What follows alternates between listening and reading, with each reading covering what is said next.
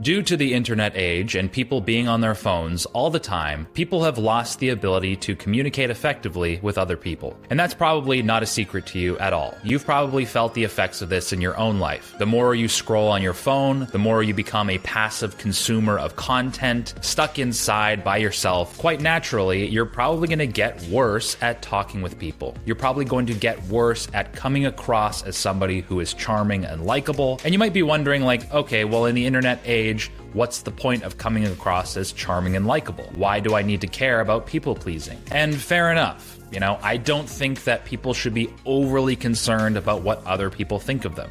But I do think that they should be somewhat concerned.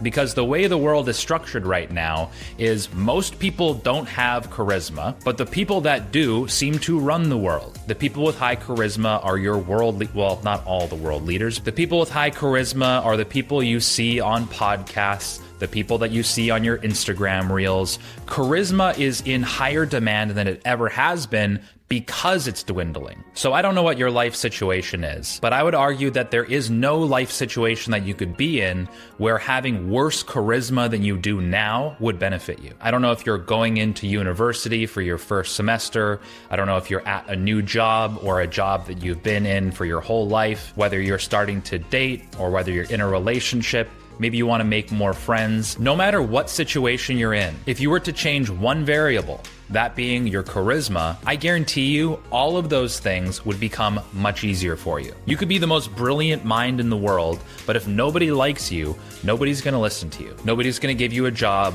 No one's going to want to be around you except for your family. If you have low charisma, even your family will grit their teeth when they're around you. I don't know if that's entirely true. I'm just trying to create an intro here. Okay, so you've decided you want to increase your charisma. Well, in order to do that, you need to be aware of the 3 keys to charisma. The first key is presence. Presence is about being fully attentive and in the moment. The most charismatic people in the world are fully present. When you talk to them, they are actually listening to you. There's nobody else in the room. They are not a space cadet. They're not thinking about all of these other things they have to do, or at least they don't come across that way, right? Because charisma is all about perception. It's all about how people perceive you. Nothing is less charismatic than when you're trying to talk to somebody and they're just on their phone and they sometimes make eye contact, but they're really not listening to you. Personally, you're just like, all right, you dude, I don't know what to do here. And at the same time, I feel like we've all talked to people who they are making eye contact, but there just seems to be a certain glossiness to their eyes, a wall of separation, and you're looking at me, but you're kind of not responding properly. You're not responding in real time. I don't actually know if you're listening.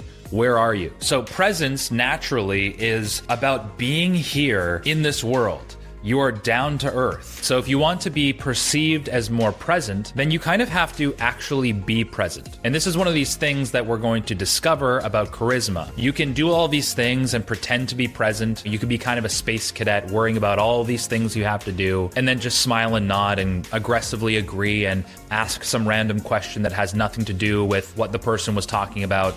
That's not being present, and people can see right through that. If you want to be perceived as genuinely present and right there with somebody, then you have to be genuinely present and be right there with somebody. So how do we do that? Well, the most obvious thing is tips like practice mindfulness and don't worry so much and de-stress and whatever. But you already know all that stuff. But I think the biggest pitfall to being present and the biggest reason why almost nobody seems to be right there with you nowadays is, well, you guessed it. It's because of screens. And I'm just gonna shit on social media this whole video because that's all I do. But yeah, have you ever noticed that when you're on your phone all day, you're scrolling, you kind of arrive at Instagram and go to Instagram Reels and see what it's cooked up for you today? It almost feels like you're living life on your heels. You show up to a certain platform because you're kind of bored, or you just do it compulsively. Maybe you're procrastinating something, and you sort of hope that whatever platform this is, the algorithm cooks up something good that'll make you laugh or something that you can share with your friends. And if you get into the rabbit hole for long enough, you almost start to melt.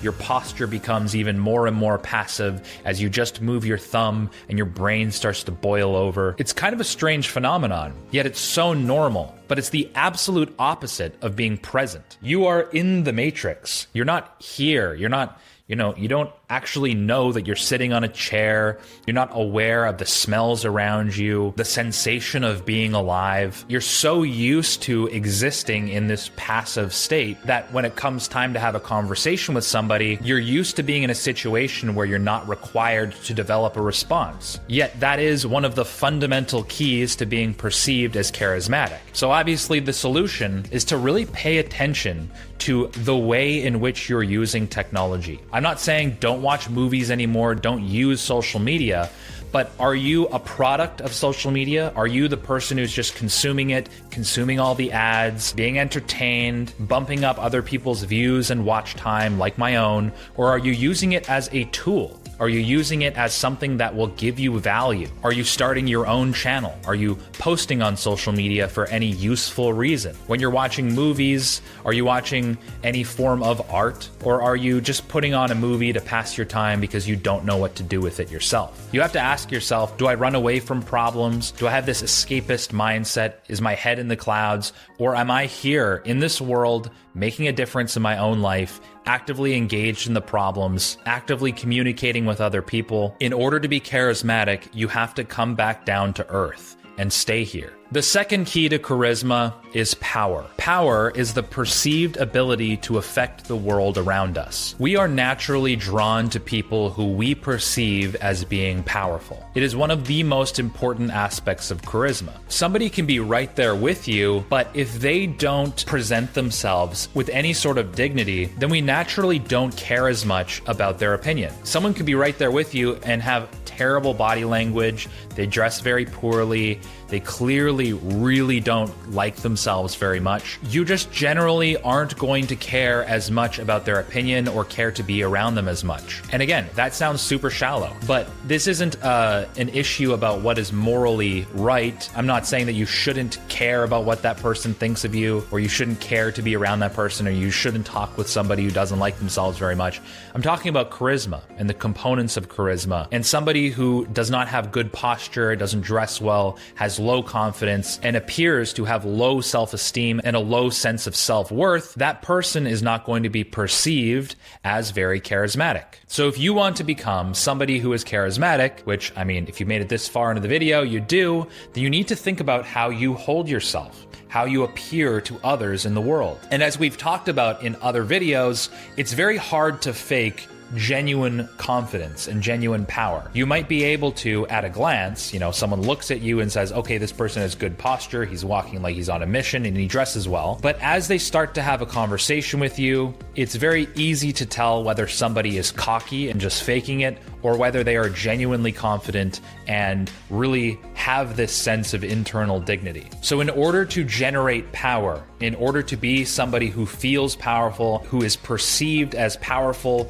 and useful and capable to others, you have to be useful and capable. You have to like your life. You have to be proud of yourself. You have to be somebody who feels like they're doing the right thing, somebody who has a good relationship with themselves. You almost have to generate this sort of king-like energy. A king, when he walks into a room, takes up space. He moves slowly. He prowls like a lion, the shoulder blades rolling. There's a certain type of movement of power that almost can't be replicated unless you actually feel that energy thoroughly, with every fiber of your being. And everybody has felt like that at some point in their lives. When you feel powerful and when you project power, it's something that has happened as a result of the way that you've been living your life. It's a result of the activities you've been engaging with, and whether or not you've been living your life according to your own values. And then obviously there is the superficial element of it, which is very important as well. How do you dress? If you have been taking care of your body, you will most likely look like somebody who is taking care of their body. If you look physically weak and unhealthy, it's probably because you are physically weak and unhealthy.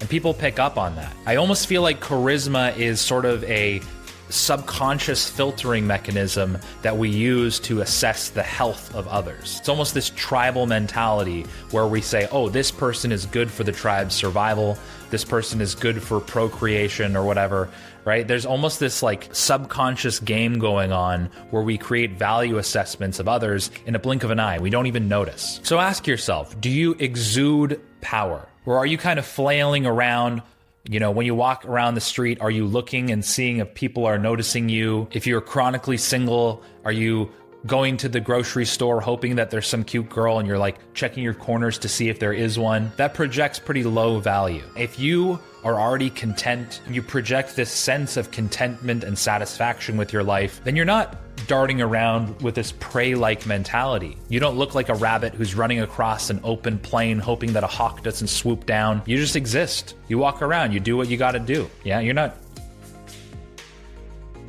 Right? I don't know, guys. Before we talk about both the last key to charisma and what it looks like to put that all together, I do want to say that this entire video is based off of the book The Charisma Myth by Olivia Fox Cabane. And a lot of us have been listening to that on Audible, which is today's video sponsor, because I've been talking about it for a while. I've been telling people to listen to it, develop an opinion about it, because on August 17th at 12 p.m. PST, I'm going to be hopping on a live stream with all of you guys, and we're going to be talking about that audiobook in depth. And for those of you who don't know, and I would be shocked if you didn't, Audible is the leading provider of spoken word entertainment and audiobooks all in one place. Every single month they send you 1 credit, which you can spend on any audiobook of your choice, regardless of cost, and you get to keep that audiobook forever. And Audible members also get access to a rapidly expanding catalog of Audible originals, podcasts, and exclusive series. And if you use my link in the description below, you get a 30-day free trial, and that live stream is happening less than 30 days from now, if you catch my drift. And you can also text better ideas to 500-500. So take advantage of that offer, and I'll see you on the live stream August 17th. Okay, the final key to charisma is warmth. You can be the most powerful person in the world. You can exude this sense of power. You can be very present with somebody. But if they get the vibe that you don't give a shit about them, and you are extremely self-absorbed, you're very selfish, you are very present, but monologuing about yourself, never asking questions, never giving somebody the vibe that you actually care about them, that you want the best for them, and that you want the best for other people, you're not going to be charismatic. People are going to see you as a detriment to their survival. They're not going to want to be around you. And there are tons of people like this. I feel like that's almost the stereotype of the Wall Street exec dressed in a nice suit. They are right there with you when they're talking with you. They are mentally sharp, but they don't give a about you. You are an absolute worm to them. And these types of people are not very charismatic. Maybe they're charismatic enough, and maybe they kiss ass to the people who are important to their career advancement, but most people can see through that. They're entirely fake. No one really likes them. Nobody loves them. I think this is the one that I struggle with the most. It's not because I'm not empathetic. I feel like I'm an extremely empathetic person, but I'm not very good at portraying. I really need to work on being like, oh yes, no, I care about you. Anyways, yeah, so warmth is a weird one. I personally believe that warmth is something that you can absolutely work on, and it doesn't take much to appear as a warm person. And often I feel like it just comes down to being proactive with having an investigatory approach to conversation. Like if you never ask somebody, oh, how are you doing? Oh, how are you doing? Like that's all it takes is for you to ask, how are you doing? Right? I think anybody can do that, and it goes such a long way into being perceived as a warm person. So many people just don't get asked how they're doing. It's tragic. And I feel like so many lives could be saved by people just asking, how are you doing? And just listening, and somebody being like, I'm not doing well. And you can just listen to what they're saying. That's it, right? That's warmth. So get in the habit of asking people how they're doing. How's your day going? Oh, why is that? Oh, that's so sad. And it doesn't need to be this whole pity party. You can be encouraging. And being encouraging is also a part of warmth. But so is just listening, right? So I feel like presence and warmth go hand in hand. Being present is, I think, most of warmth anyways. Being present, being actively listening is a lot of what being warm is. And then just asking questions, saying, I understand, saying like, how do you feel about that? I feel like that's basically all it takes to be perceived as a warm person nowadays, just because it's so rare for people to ask those types of questions. I feel like most people, unless you're a sociopath, are somewhat empathetic, but empathy is something that can be practiced just by bringing awareness to the fact that people have their own lives, People are just like you. They have their own struggles.